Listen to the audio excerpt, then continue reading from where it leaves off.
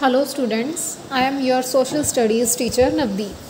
We are doing history of class 7 and I have uploaded two videos of chapter number 2. Name of chapter number 2 is New Kings and Kingdoms.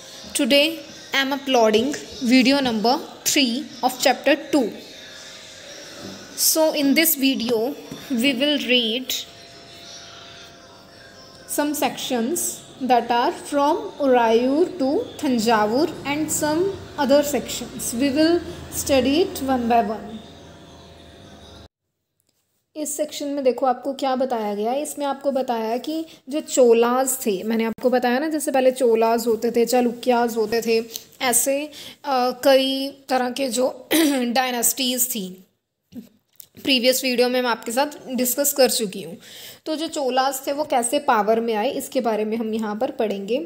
एक minor सी family थी जिसको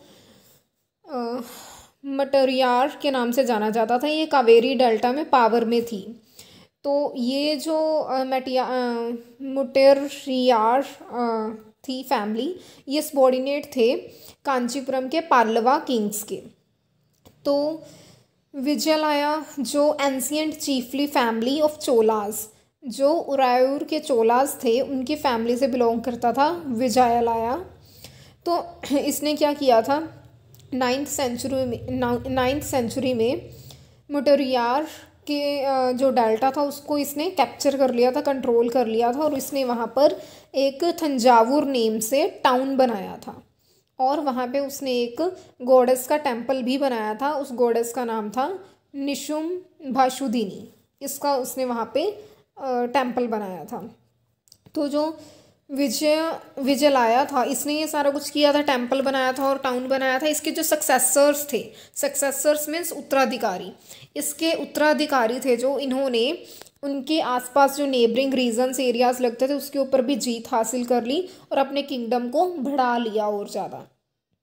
जो पांड्यान्स और पाल्लवा territories थी south में और north में, उनको भी इन्होंने अपना किंगडम बना लिया, अपने किंगडम का हिस्सा बना लिया था। राजा 1, इसको सबसे ज़्यादा पावरफुल चोला रूलर माना जाता था। इसको किंग बनाया गया था 985 ईयर में, और इसने अपना कंट्रोल अपने आसपास वाले एरियाज़ में भी एक्सपेंड कर दिया था। इसने अपने पूरे एम्पायर के एडमिनिस्ट्रेशन को दोबारा से रीऑर्गेनाइज किया। राजा का जो लड़का था राजेंद्र 1, इसने भी अपनी पॉलिसीज़ को कंटिन्यू किया और गंगा वैली पर अटैक किया, कंट्रोल किया श्रीलंका और साउथ ईस्ट एशिया की भी कंट्रीज़ पर। और उसने वहाँ पर अपनी एक नेवी डेवलप की एक्सपीडिशंस के लिए, एक्सपीडिशन मतलब जो भी अभियान वगैरह चलाते थे उसके लिए। उसके बाद है next section, splendid temples and bronze sculptures. Splendid means शानदार। तो तंजावुर और गंगाईकोंडा चोलापुरम, यहाँ पे बड़े बड़े टेम्पल्स बनाए गए। जो किसने बनाए, राजा ने और राजेंद्रा ने। राजा के सन का नाम था राजेंद्रा। ये जो राजा और राजेंद्रा थे, इन्होंने जो टेम्पल्स बनाए ये आर्किटेक्चरल पॉइंट ऑफ व्यू से भी बहुत ही ज़्यादा शानदार थे। और स्कल्पचरल होते हैं मूर्तिकार, मूर्तियों के पॉइंट ऑफ व्यू से भी देखा जाए तो बहुत ही ज़्यादा ये शानदार थी। चोला टेम्पल्स जो थे ये न्यूक्ली बन गए थे, वहाँ पे सेटलमेंट की। न्यूक्ली मीन्स एक सेंटर पॉइंट बन गया था। इनके आसपास काफ़ी कुछ था, काफ़ी कुछ क्या था, ये क्राफ्ट प्रोडक्शन के भी जो आर्ट एंड क्राफ्ट की चीज़ें होती है ना, उसके प्रोडक्शन के भी सेंटर बन गए थे। और इसके अलावा जो टेम्पल्स थे एंडोर्ड विद मतलब सुसज्जित होना, वो लैंड के साथ सुसज्जित थे। वो वहाँ पे जो लैंड थी वो रूलर्स की थी और दूसरे लोगों की भी लैंड थी। और इस लैंड से जो प्रोड्यूस होती थी उसका यूज़ किया जाता था मेंटेनेंस के लिए। किसके मेंटेनेंस के लिए, जो वहाँ पे काम करते थे टेंपल पे और उनके आसपास रहते थे, जैसे प्रिस्ट, गार्लैंड मेकर्स हो गए, कुक्स, स्वीपर्स, म्यूजिशियंस, इन सब की मेंटेनेंस पे उस प्रोड्यूस का यूज़ किया जाता था। जो टेम्पल्स थे वही सिर्फ वर्शिप का प्लेस नहीं थे, पूजा के लिए जगह नहीं थी, बल्कि ये जो मंदिर थी ये सिर्फ पूजा करने के लिए ही नहीं थे, बल्कि यहाँ पे इकोनॉमिक, सोशल और कल्चरल लाइफ का भी हब था। ठीक है, सब कुछ हम यहाँ पे मिल जाता था हमें। और यहाँ पे क्राफ्ट के अलावा ब्रॉन्ज की इमेजेस बनी होती थी। यहाँ पे देखो आपको साइड में दिख रही है ना ब्रॉन्ज की इमेज, ये भी वहाँ की एक डिस्टिंक्टिव फीचर थी, एक अलग वहाँ का हम बोल सकते हैं कि डिस्टिंक्शन था वहाँ पे। और चोलास की जो ब्रॉन्ज इमेजेस थी, इनको सबसे फाइनेस्ट, सबसे सुपीरियर माना जाता था उस टाइम पे वर्ल्ड में। और जबकि कुछ इमेजेस यहाँ पर डाइटीज़ मतलब देवताओं वगैरह की भी थी, और कुछ इमेजेस यहाँ पर डिवोटीज़ की भी थी। डिवोटीज़ मतलब उनके भक्त, उन भक्तों की भी थी और देवताओं की भी थी। अब हम नेक्स्ट सेक्शन करते हैं। Next section agriculture and irrigation. अब एग्रीकल्चर और इरिगेशन के बारे में हम पढ़ेंगे। तो जो चोलास थे, चोलास का हम सारा कुछ पढ़ रहे हैं। चोलास के टाइम पे एग्रीकल्चर में बहुत सारी न्यू डेवलपमेंट्स हुई थी, ठीक है।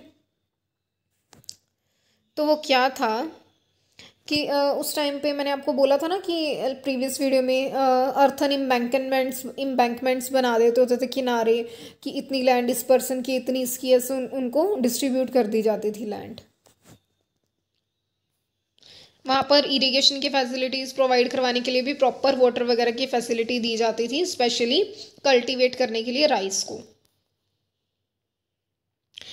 एग्रीकल्चर तमिलनाडु के भी बहुत सारे पार्ट्स में डेवलप हुआ था। ये सिर्फ 5th और 6th सेंचुरी में ही था कि ये वाला जो एरिया है वो ओपन हो गया था लार्ज स्केल कल्टीवेशन के लिए। मतलब होता पहले भी था एग्रीकल्चर, पर अब लार्ज स्केल कल्टीवेशन के लिए वाला एरिया ओपन हो गया था। फॉरेस्ट को साफ कर दिया गया था बहुत सारे एरियाज़ में, ताकि वहाँ पे जो लैंड है उसको लेवल किया जा सके, और फिर उसके ऊपर अर्थन इम्बैंकमेंट्स बनाए जा सके ताकि फ्लड्स ना आए।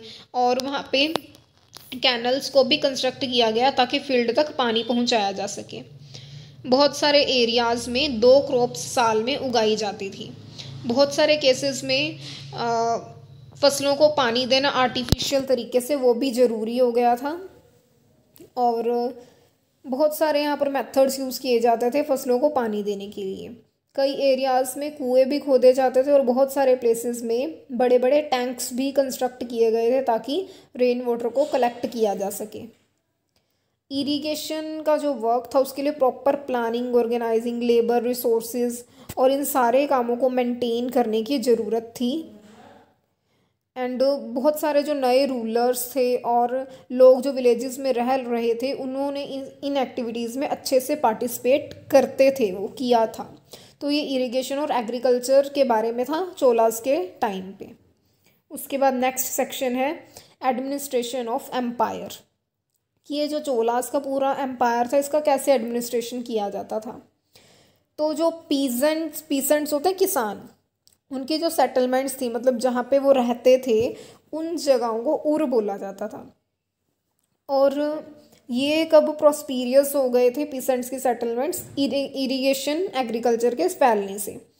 और इन उर्स के यहाँ जहाँ पे ये उर रहते थे, इन विलेजेस के जो ग्रुप्स होते थे वो सारे मिलके एक लार्जर यूनिट बनाते थे, और उस लार्जर यूनिट को नाडू बोला जाता था। तो उर तो हो गया settlement of pheasant, and Nadu क्या हो गया कि ये जो छोटे छोटे विलेजेस इन पीसेंट्स के मिलके जब बड़ी यूनिट बनाते थे तो उसको नाडू बोलते थे।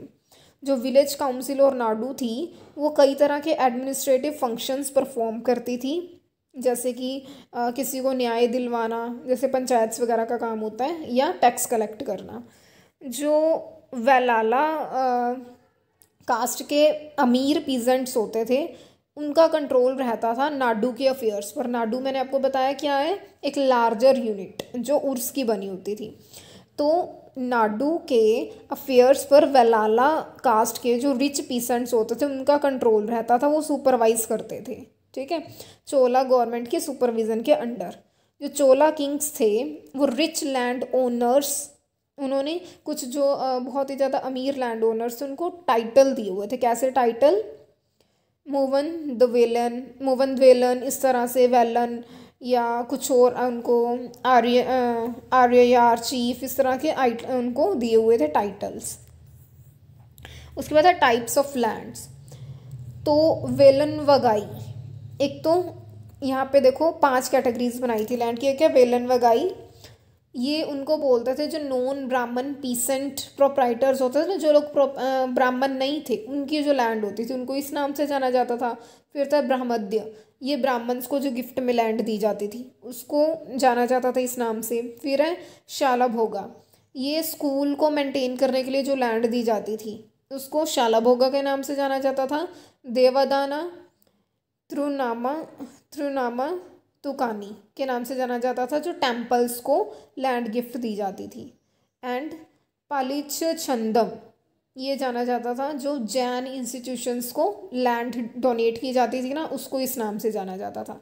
यह है कि कौन सी लैंड को किस नाम से जाना जाता था। कैटेगरीज थी, 5 कैटेगरीज थी, ठीक है।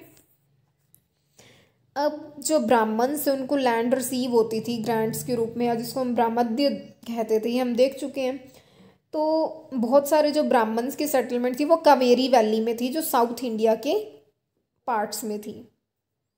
हर जो ब्राह्मोद्य था ना, मतलब हर वो लैंड जहाँ पे जो ब्राह्मण्स को दी गई थी गिफ्ट के रूप में, उनको एक असेंबली, एक सभा थी जो उनको उसकी लुक आफ्टर करती थी, देखभाल करती थी। ये असेंबलीज अपना वर्क बहुत ही एफिशिएंटली करती थी।